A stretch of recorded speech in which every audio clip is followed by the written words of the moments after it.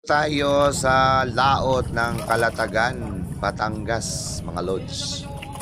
Nakasakay tayo sa floating cottage na mahal ang presyo pero sulit naman, linaw ng dagat.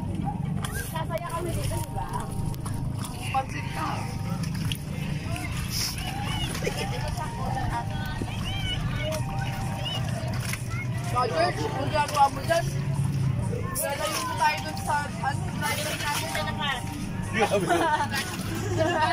Babay kuya!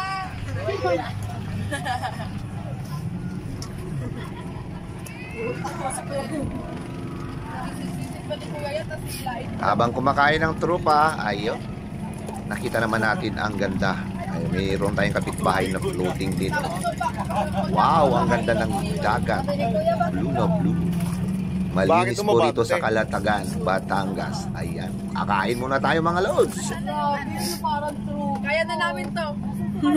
Supa talaga ako na sobra na sa kanin.